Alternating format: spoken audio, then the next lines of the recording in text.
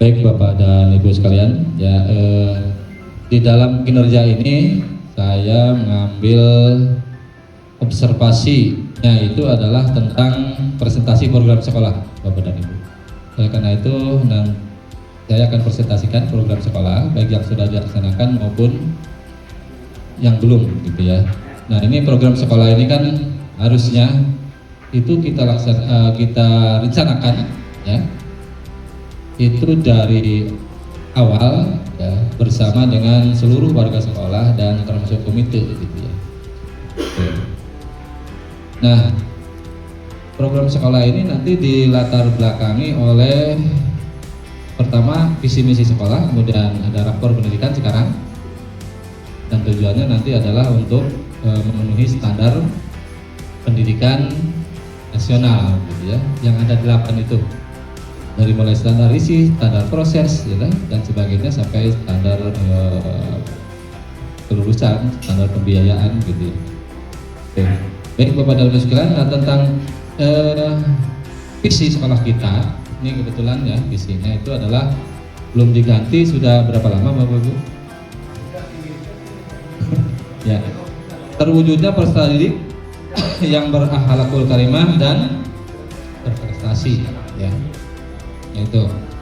Itu visi sekolah kita ya. Oke, nah kemudian misinya Bapak Ibu sekalian ya. Nah ini misinya mewujudkan peningkatan pencapaian ya keimanan dan ketakwaan kepada Tuhan Yang Maha Esa dan seterusnya. Ini ada 12. Nah ini yang jadi patokan nanti di program-program sekolah ini ya, karena visi misi ini kan harus diwujudkan ya. Oleh karena itu harus ada programnya. Nah, oleh karena itu nanti akan saya tayangkan programnya, kemudian Bapak dan Ibu bisa memberikan umpan balik, misalnya apakah programnya ini perlu ditambah dan lain sebagainya. Kita tahun 2024 ya, sudah setahun, karena sekarang kita sudah mulai lagi AKM ya kan. Nah itu kan ini hasil dari AKM ya. Ini alhamdulillah Bapak dan Ibu sekalian ya, itu semuanya naik Bapak Ibu dari tahun lalu ya, semuanya naik tuh. Tentang kemampuan literasi itu nilainya 88,89% ya, naik gitu, naiknya 28,89. Kemudian numerasi naik juga ya, 38,35. Kemudian karakter juga naik 4,68. Iklim keamanan satuan pendidikan naik ya, iklim kebinekaan juga naik, kemudian kualitas pembelajaran juga naik. Semuanya tidak ada yang merah ataupun kuning. Oleh karena itu sebetulnya yang sekarang ini berat Ibu ya. Iya, ada mempertahankan gitu ya yang sekarang ini. Nah, tapi ya silakan aja apa adanya, nggak apa-apa ya.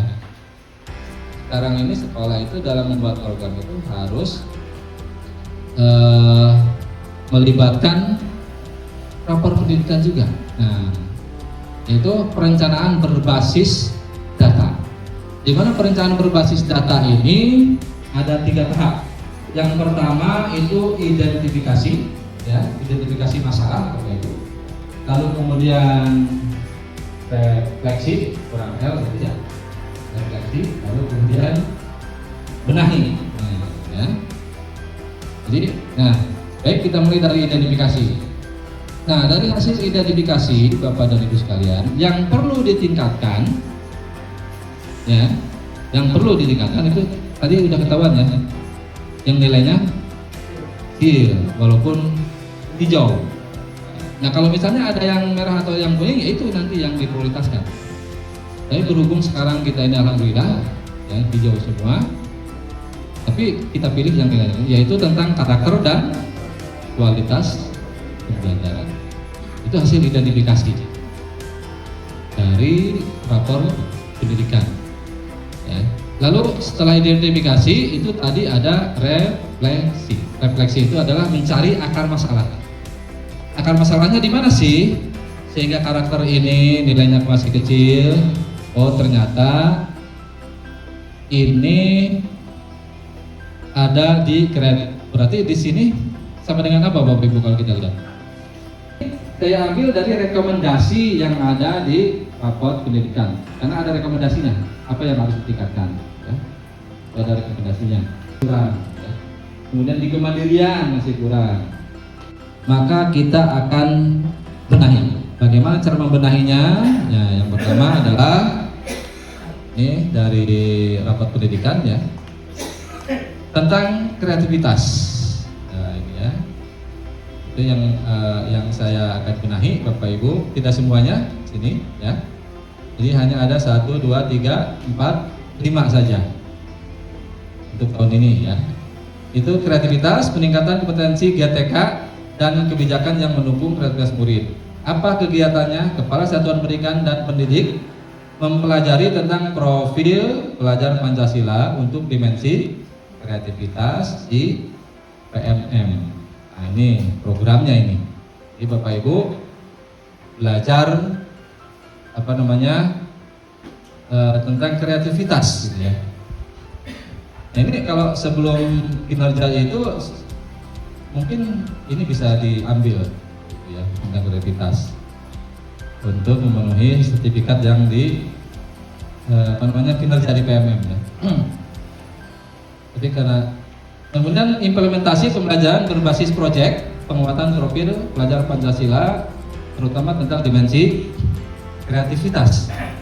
Dan yang kemarin kita laksanakan itu ngambil dimensi apa itu? P5 itu. Ah iya. Ini berarti sesuai. Lalu kemudian metode pembelajaran. Kepala Satuan Pendidikan dan Pendidik mempelajari tentang metode pembelajaran interaktif untuk mendukung penguatan karakter. Jadi untuk mendukung penguatan karakternya Bapak Ibu ya. Karena di sini kan tentang karakter.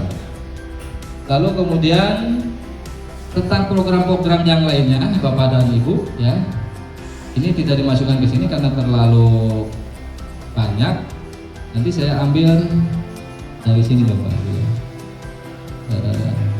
Dulu. Teruskannya kuis standar GTK Bapak Ibu. Ya. Ini nih. Ada semua di standar GTK itu yang tadi ya. Yang tadi. Pembelajaran berbasis dan seterusnya gitu ya. Ada IHT, ada workshop, ya, itu dimasukkan kepada standar GTK. Kemudian yang lain-lainnya yaitu yang rutin aja lah, misalnya penyusunan kurikulum, ya. Dan di sini tentang standar proses ada ekstrakurikuler. Sebetulnya sekarang ekstrakurikuler bertambah ya. Selain pramuka, di sini kan cuma ada pramuka, seni budaya justru vokal ya. Kemudian olahraga juga. Ada pesantren kilat ya. Itu berarti ya. Cuman di sini olahraganya itu kan banyak gitu ya. Ada tenis meja, bola voli, basket gitu kan. Nah mungkin nanti Bapak dan Ibu sekalian ada pertanyaan, ada usulan atau saran atau umpan balik, itu dipersilakan Bapak dan Ibu. Sementara untuk presentasi tentang program sekolah saya tutup sampai ini. Wassalamualaikum warahmatullahi wabarakatuh. Nah selanjutnya Bapak Dawi silakan kalau ada usulan, ada saran, saya mohon umpan baliknya Bapak. Ya Pak Asmadi silakan. Program yang belum kita jalankan sementara ini, tapi ini kan juga menjadi pembicaraan di masyarakat karena sekarang ini Pak, nggak tahu, saya juga lagi bingung. Ini sekarang ini sekolah itu sudah pada buka ya, untuk SMP SD juga udah pada buka Pak, karena bahkan ada SMP Yasmin itu sudah nutup Pak untuk tahun depan, itu sudah habis. Ada SMP yang sudah habis untuk tahun depan Pak. Sehingga banyak pertanyaan ke saya dari masyarakat, kira-kira di Lemah Abang 2 menerima berapa kelas ya?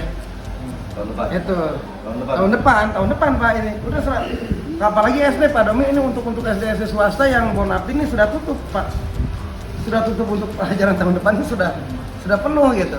Sehingga masyarakat ada yang bertanya ke saya, beberapa orang bertanya, tahun depan berapa kelas. Nah berdasarkan saya kalau ngobrol dengan Pak Wahid mah kan cuma nerima 5 kelas gitu Pak. Apakah saya juga belum bisa jawab gitu. Ya nggak tahu lah, soalnya belum didapatkan kata saya. Namun kalau di Pak Wahid itu nggak bisa 5 Pak, cuma 5 kelas. Ya baik, terima kasih Pak Asmadi. Karena kemarin kan kita ada apa namanya sedikit masalah itu tentang PPDB Bapak Ibu ya. Karena ketidaksinkronan antara Permen ya dengan Perpu. Di Permen SMP ini 32, sementara Perpu kan 40. Nah, itu. Untuk tahun depan kemungkinan besarnya itu 32. Itu kemungkinan besar ya. Jadi kan yang namanya probabilitas walaupun kecil memang bisa terjadi. Artinya bisa saja nanti itu jadi 40 juga gitu. Ya. Itu kan kemungkinan besarnya. Karena itu bukan hal yang mustahil gitu ya. Oleh karena itu dalam menentukan kuota itu pertama harus mempertimbangkan itu, lalu yang keduanya juga tentu saja ruangan yang ada. Nah, ruangan yang ada. Nah, kalau misalnya 32, ruangan yang tersisa nanti itu memang 5. Memang 5. Ya. Tuh. Oleh karena itu maka ya untuk sementara sekarang ini kalau ada yang nanya jawab saja paling juga 5. Walaupun ya mungkin nanti ada perubahan lah seperti itu ya. Karena kan dari dinasnya juga belum minta sebetulnya kuota. Kan masih jauh ya. Baru semester 1 ini ya. Mungkin itu Pak Asmadi. Ya. Untuk visi misi sekolah kita itu dilihat dari hasil, mungkin bisa dilihat hasil pengerjaan siswa sehingga kita masih harus dibenahi gitu Pak ya. Nah kesananya mungkin ini usulan aja, kita kurang mensosialisasikan visi misi kita ke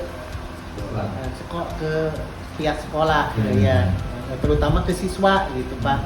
Karena siswa-siswa yang kemarin mengerjakan soal itu dia kadang-kadang visi misi kita juga masih kurang hafal gitu yang mengerjakan soal. Nah mungkin aja bisa dari situ. Nah untuk kedepannya tolonglah ibu bapak guru kalau lagi ngajar sambil mensosialisasikan visi misi kita di kelasnya. Itu aja mungkin usulan dari saya. Sebetulnya visi dan misi itu ya harus diketahui oleh semua warga sekolah. Ya, semua warga sekolah. Oleh karena itu maka kita perlu mungkin selain daripada bapak dan ibu guru itu memberikan sosialisasi kepada siswa, bentuk sosialisasi yang lain barangkali dengan menempel visi misi itu di setiap kelas ya, semacam itulah, seperti tata tertib yang poin itu ya. Nah itu bagus sekali memang. Nanti ke depan mungkin nanti ya akan kita programkan juga itu ya. Jadi sosialisasi visi misi berupa banner gitu ya, itu akan ditambahkan. Terima kasih Pak Surya. Barangkali yang lain masih ada. Alhamdulillah sosialisasi yang Bapak paparkan itu sudah cukup baik. Sudah sesuai dengan yang Ada lagi yang mau diusulkan, disarankan, dipertanyakan ya. Maka untuk presentasi program sekolah ya tahun depan dicukupkan sampai sekian saja. Ditutup billahi taufik wal hidayah. Wassalamualaikum warahmatullahi wabarakatuh.